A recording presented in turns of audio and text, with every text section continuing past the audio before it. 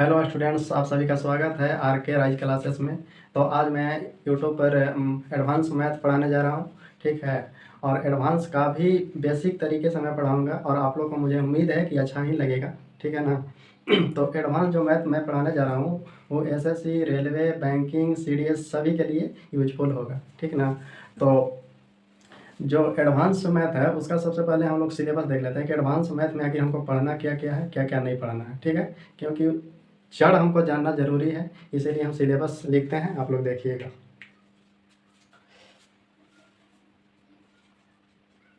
Advance math, advance math में पहला आपको आता है ज्योमेट्री, ठीक है। और ज्योमेट्री जो होता है काफ़ी लंबा टॉपिक है, इसको मतलब बेसिक से पढ़ना बहुत ज़रूरी है, ठीक ना। तो ज्योमेट्री के अंदर आपको पढ़ना है लाइन एंड एंगल, दूसरा पढ़ना है आपको ट्रायंगल, और फिर पढ़ना है आपको लाइन एंड एंगल। तब तक आप इसको छाप लें।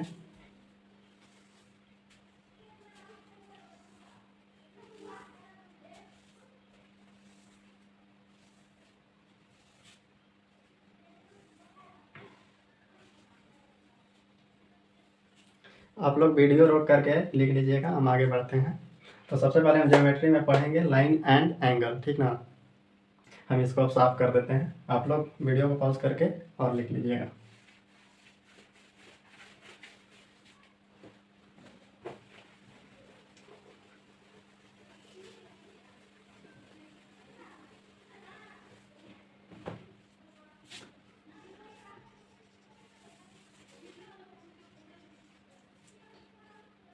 ज्योमेट्री में हमको क्या पढ़ना है, लाइन एंड एंगल, ठीक है। लाइन एंड एंगल में ज्योमेट्री में हमको पढ़ना है सबसे पहला topic line and angle. Line and angle में हम सबसे पहले देखेंगे पहला जो होता है वो पॉइंट के बारे में हम लोग जानेंगे कि आखिर पॉइंट हम बोलते हैं इसको है, ठीक है। तो सबसे पहले हम पॉइंट को देखेंगे। पॉइंट, क्वाड्रिलेटरल,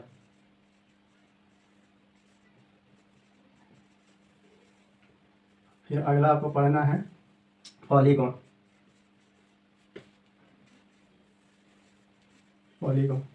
और एक और इसमें पढ़ना है आपको सर्कल, ठीक है। तो ज्योमेट्री के अंदर लाइन एंड एंगल हो गया, ट्राइंगल हो गया, क्वाड्रिलेटरल हो गया, पॉलीगॉन हो गया और सर्कल, इतना आपको ज्योमेट्री के अंदर पढ़ना है, ठीक है। और देख लेते हैं क्या क्या पढ़ना है। दूसरा में हो गया आपको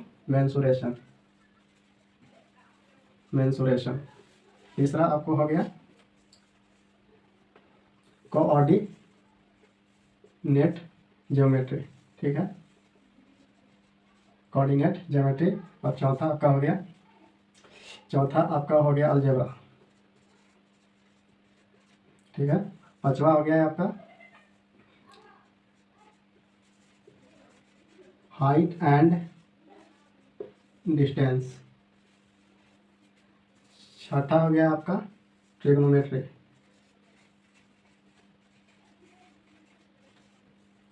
सेवन।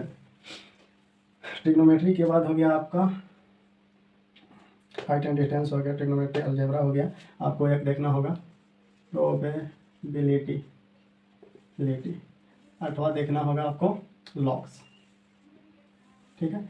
ये जो अक्सर रेलवे के लिए मतलब एक्स्ट्रा इसमें मतलब पूछता है रेलवे के लिए, लेकिन ये जो है इतना जो आपको हो गया टॉपिक, ये आपको एडवांस में इतना कवर करना हो, ठीक है ना। आपको एडवांस में अगर आप इतना पढ़ लेते हैं तो आपको दिक्कत नहीं होगा, ठीक ना। तो सबसे पहले हम देखते हैं ज्योमेट्री में पॉइंट वह वृत्त है जिसका रेडियस शून्य होता है और इसका लंबाई, चौड़ाई और ऊंचाई नगण्य होता है। समझ में आया आप लोगों को। हम बोल रहे हैं कि पॉइंट वह वृत्त है, यानी बिंदु वह वृत्त है, देखिए बिंदु है ना, तो बोल रहा है डेफिनेशन इसका कि पॉइंट जो है वह वृत्त है जिसका रेडियस नगण्य होता है, यानी शून्य होता है, और लंबाई और चौड़ाई और ऊंचाई इसका नगण्य होता है, लिख देते हैं, आप लोग नोट करते जाइएगा। पॉइंट वह वृत्त है जिसका रेडियस शून्य होता है। ठीक है, जिसका रेडियस शून्य होता है और इसका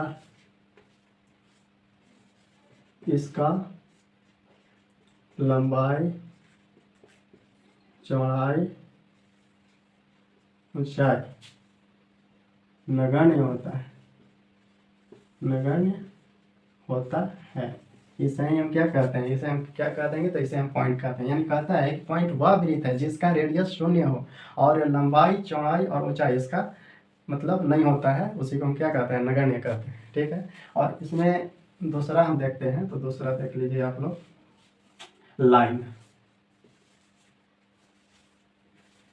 लाइन हम बोलेंगे किसको,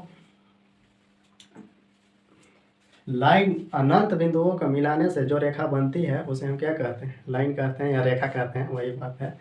अनंत बिंदुओं के मिलाने से रेखा के निर्माण होता है। क्या होता है, रेखा का निर्माण होता है। लिख देते हैं हम डेफिनेशन, अनंत बिंदुओं को मिलाने से रेखा का निर्माण होता है। और रेखा, और एक बात और, रेखा का निर्माण के लिए मिनिमम मतलब जो हमको बिंदु चाहिए यानी पॉइंट चाहिए, वो कम से कम हमको पॉइंट 2 चाहिए। ठीक ना, कम से कम 2 पॉइंट होगा तभी रेखा का निर्माण होगा। ठीक है, तो यहाँ पे हम लिख देते हैं कि हमको मिनिमम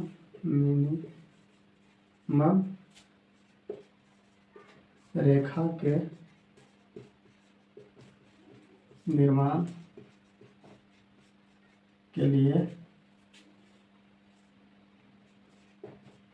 2 बिंदु आवश्यक है। यहाँ तक कोई दिक्कत?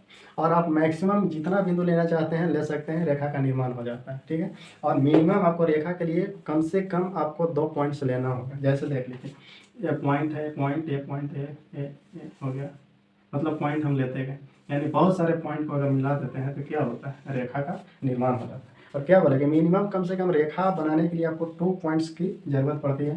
तो देखिए, मान लीजिए कि एक पॉइंट यहाँ लिए और एक पॉइंट यहाँ लिए। ठीक है, इन दोनों को अगर हम मिला देते हैं तो रेखा का निर्माण हो जाता है। यहाँ तक कोई दिक्कत? आप लोग इसको छाप लीजिए, आगे देखते हैं फिर।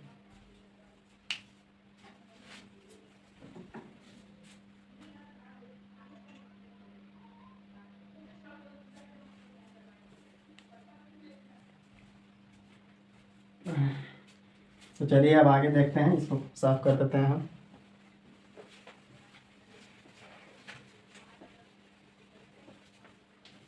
हम तो टॉपिक देख लिए, इसमें पॉइंट देख लिए और लाइन देख लिए। अब आगे देखते हैं हम रे हिंदी में बोलते हैं किरण। किरण हम किसको बोलेंगे,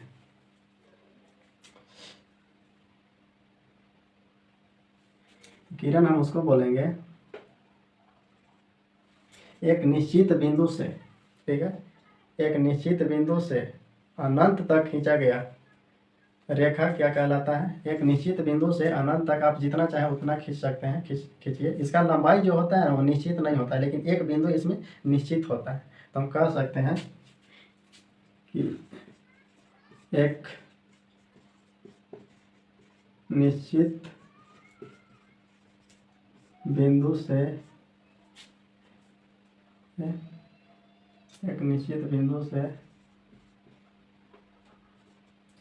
अनंत तक खींची गई रेखा किरण कहलाती है। ठीक है, एक निश्चित बिंदु से अनंत तक खींची गई रेखा क्या कहलाती है, किरण कहलाती है। ठीक ना, इस यहाँ तक कोई दिक्कत? जैसा देख लीजिए, एक निश्चित बिंदु है और यहाँ से हम रेखा खींच रहे हैं, तो ये जो इसका जो लंबाई है वो निश्चित है ही नहीं कि कहाँ जाएगा, यानी अनंत तक जा सकता है, लेकिन इसका जो एक बिंदु है वो हमको निश्चित पता चल रहा है कि यहाँ पे एक निश्चित बिंदु ये है। मान लीजिए कि ये से खींचा गया है और कहाँ तक गया ये हमको पता नहीं है, तो हम कह सकते हैं कि अनंत तक इसका खींचा जा सकता है। ठीक है, अब अगला टॉपिक हम देख लेते हैं। अगला हो गया आपका, अरे हो गया line segment. Line segment Hindi में बोलते हैं इसको रेखाखंड। रेखाखंड, रेखाखंड हम बोलेंगे किसको, ये हो गया रेखाखंड की जो लंबाई होता है, रेखाखंड की जो लंबाई होता है वह निश्चित होता है। रेखाखंड की लंबाई निश्चित होता है, ठीक है, निश्चित होता है, यानी रेखाखंड की जो लंबाई होता है वह निश्चित होता है। ठीक ना, यहाँ तक कोई दिक्कत नहीं दिक्कत है। जैसे देख लो रेखाखंड, यह हो गया रेखा, और इसमें 2 पॉइंट्स निश्चित होता है, एक ए है और ये वाला बी है। यहाँ तक कोई दिक्कत, तो कहता है कि रेखाखंड जो अगर इसमें हम 2 पॉइंट्स नहीं देते तो ये कहलाता है रेखा, लेकिन 2 पॉइंट हम अगर निश्चित कर देंगे कि ए से बी के बीच की दूरी जो होगा वही क्या हो गया, रेखाखंड हो गया। जैसे इसको हम यहाँ से यहाँ खत्म कर लें, ये क्या हो गया, ये रेखाखंड हो गया। तो यही कहता है लाइन सेगमेंट की रेखाखंड की जो निश्चित लंबाई होता है उसी को हम क्या कहते हैं, रेखाखंड कहते हैं। तो इसको छाप लीजिए, आगे देखते हैं।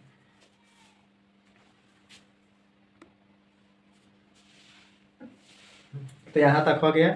और इसमें एक बात और याद रखिएगा कि रेखाखंड होता है उसमें दोनों तरफ एंड पॉइंट होता है, एक एंड पॉइंट ए हो गया और एक एंड पॉइंट बी हो गया। यहाँ तक तो कोई दिक्कत नहीं होगा। तो और हम आगे देखते हैं।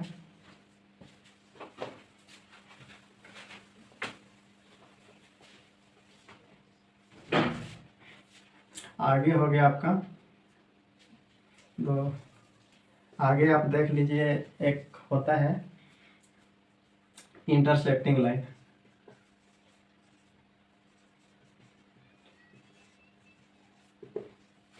इंटरसेक्टिंग हिंदी में बोलेंगे हम प्रतिच्छेदी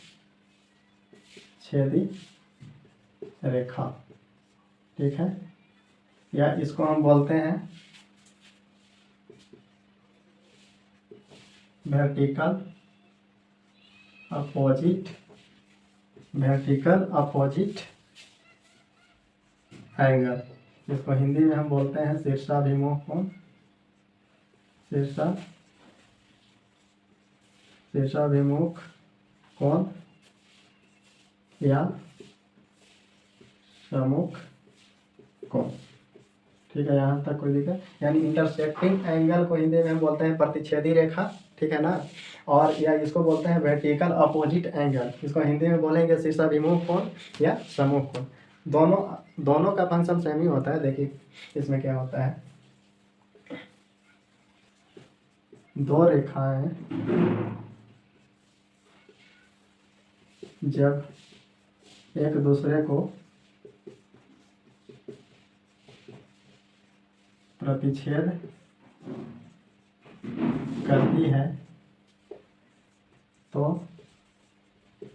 आमने सामने की भुजा आपस में बराबर होती है। कह रहा है कि जब दो रेखाएं, कह रहा है इंटरसेक्टिंग लाइन या अपोजिट वर्टिकल एंगल कि जब दो रेखाएं एक दूसरे को प्रतिच्छेद करती है तो इसका जो आमने सामने की जो भुजाएं होती हैं, आमने सामने की भुजाएं नहीं, आमने सामने की जो कोण होती है वो बराबर होता है। देख लीजिए, एक रेखा यह हो गया और एक रेखा यह हो गया, ठीक है, एक दूसरे को प्रतिच्छेद कर दिया, ठीक ना। आमने सामने की भुजा नहीं, कोण, आमने सामने के कोण आपस में बराबर हो जाता है। मान लीजिए कि ए एंगल हो गया, और अगर ए एंगल तो आमने सामने की क्या बोले कि आमने सामने का जो कोण होता है वो बराबर होता है। तो ई जो ए वाला जब ए हो गया तो ए भी ए होगा, और ए वाला जब बी होगा तो इसका आमने सामने के कोण हो गया ये, तो ये भी क्या हो जाएगा, बराबर हो जाएगा। इसको छाप लीजिए। आप लोग वीडियो को रोक करके छाप लीजिएगा, हम आगे बढ़ते हैं।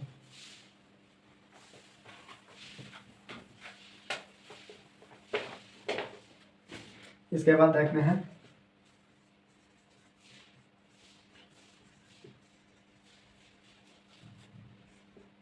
Perpendicular line.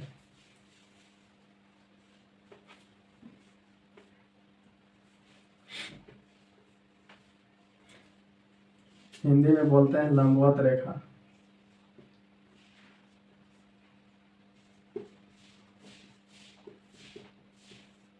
ठीक है, जब दो रेखाएं एक दूसरे पर पड़ती है, परपेंडिकुलर लाइन का मतलब होता है कि जब दो रेखाएं एक रेखा ये हो गया और एक रेखा ये हो गया, एक दूसरे पर पड़ती है तो 90 डिग्री का एंगल बनाता है। डिफिनेशन आप लोग लिख लीजिएगा। हम बोल रहे हैं कि जब दो रेखाएं एक दूसरे पर पड़ती है, ठीक है, जब दो रेखाएं एक दूसरे पर पड़ती है तो इसका जो कोण बनेगा वो 90 डिग्री का होगा। 90 का ये हो गया और 90 डिग्री का ये हो गया। और अगर इधर भी अगर हम प्रतिच्छेद कर रहे हैं तो ये वाला भी एंगल और ये भी 90 का बन जाएगा और ये भी 90 का बन जाएगा। यहाँ तक कोई दिक्कत? कहता है कि जब दो रेखाएं एक दूसरे पर पड़ती है तो 90 डिग्री का क्या बनाता है? कोण बनाता है। यानी यहाँ तक कोई दिक्कत नहीं? दिक्कत है तो चलिए आगे देखते हैं। अगला आपका हो गया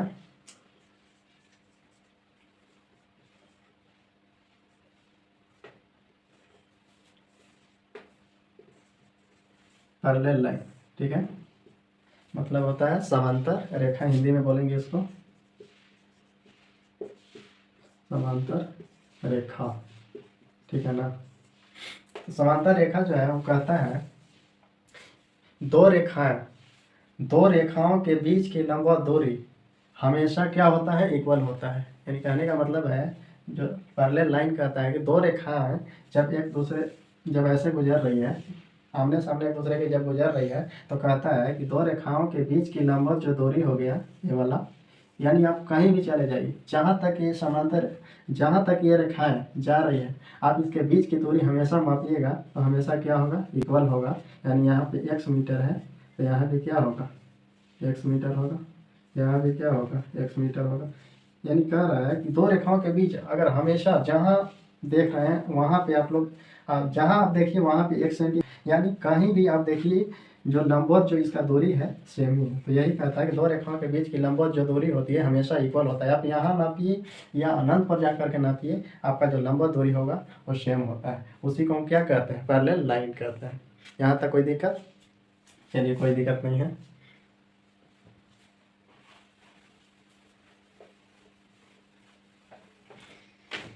इसके बाद हम आ जाते हैं एक और, इसमें इम्पोर्टेंट बता देते हैं आप सभी को। दो समानांतर रेखाओं को जब एक तिर्यक रेखा प्रतिच्छेद करती है, मान लीजिए 1 है, 2 है, 3 है, 4 है, 5 है, 6 है, 7 है, 8 है। यहाँ तक कोई दिक्कत? ये आप लोगों का थ्योरी चल रहा है, आप लोग बताइएगा मत। ठीक है, तो इसमें आपको 2-3 तरह से पूछेगा। पहला पूछेगा इंटीरियर एंगल।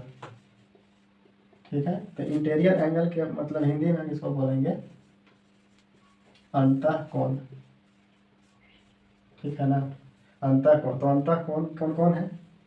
तो समांतर रेखाओं के बीच टोटल जो अंतःकोण है, एंगल 3 हो गया, ठीक है, एंगल 4 हो गया, एंगल 5 हो गया और एंगल 6। ये सब क्या है?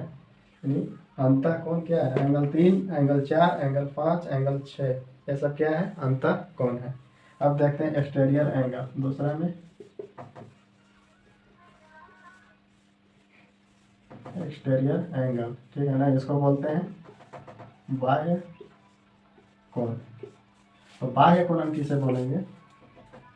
बाह्य कोण जैसे देख लीजिए, इस रेखा के ऊपर और इस रेखा के नीचे सभी जो है बाह्य कोण है। जैसे एंगल 1, एंगल 2, एंगल 3 नहीं, एंगल 7, एंगल 8, ये सब जो है क्या है? बाह्य एंगल है। यहाँ तक कोई दिक्कत? और इसमें हम और देखेंगे कॉरस्पॉन्डिंग एंगल। एक और इसमें हम तीसरा देख लेते हैं, कॉरस्पॉन्डिंग एंगल, हिंदी में बोलते हैं इसको संगत कोण, ठीक है। कॉरस्पॉन्डिंग एंगल, इसको हम हिंदी में बोलते हैं क्या, संगत कोण। संगत कोण आपको इसमें से देखना है, तो संगत कोण हम किसको बोलेंगे, इस रेखा के ऊपर यानी ये वाला, और इस रेखा के ऊपर वाला कोण यानी ये वाला, ये दोनों क्या होता है, आपस में इक्वल है। अगर ये 60 डिग्री हम मान लेते हैं तो ये भी हम क्या मान लेंगे, अगर ये 60 डिग्री होगा तो ये भी क्या हो जाएगा, 60 डिग्री होगा। तो हम देख सकते हैं एंगल 2 बराबर एंगल 6। यहाँ तक कोई दिक्कत। अब देखिए इस रेखा के नीचे ये वाला, देखिए इस रेखा के नीचे एंगल 4 है और इस रेखा के नीचे ये वाला 8 है। तो हम बोल सकते हैं कि एंगल 4 बराबर एंगल 8, यानी इस रेखा के नीचे बराबर इस रेखा के नीचे क्या है, एंगल 4 बराबर एंगल 8। एंगल 4 बराबर एंगल 8, दोनों आपस में इक्वल है। और इस तरफ देखिए इस रेखा के ऊपर एंगल 1 और इस रेखा के ऊपर ये वाला एंगल 5, यानी एंगल 1 बराबर एंगल 5, ठीक है। यहाँ तक कोई दिक्कत। एक और देख लीजिए, इसमें एक बचा है, इस रेखा के नीचे एंगल 3 और इस रेखा के नीचे एंगल 7, एंगल 3 बराबर एंगल 7। ये सब क्या है, संगत कोण है, ठीक है।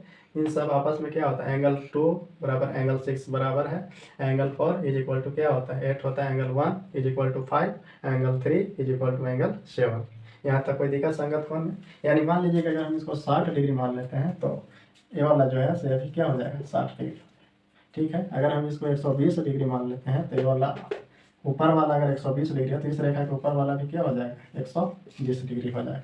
यहाँ तक कोई दिक्कत। चलिए कोई दिक्कत नहीं, आप लोग छाप लीजिए। तो नेक्स्ट क्लास कल, ठीक है, नेक्स्ट क्लास कल फिर आने वाला है, ठीक ना। और मैं पर डे यूट्यूब पर क्लास लेता ही रहूँगा एडवांस का, आप लोग बने रहिए। एडवांस मैथ हम मतलब हम क्लियर हम आप लोग का वीडियो देते रहेंगे, आप लोग को टेंशन लेने का दिक्कत नहीं है। तो चलिए इस वीडियो को यहीं पे समाप्त करते हैं, अब कल वीडियो को आगे लेकर के चलेंगे। तो अगर आप लोगों को वीडियो अच्छा लगे तो लाइक करिए और सब्सक्राइब करिए और वीडियो को शेयर कीजिए। Thank you.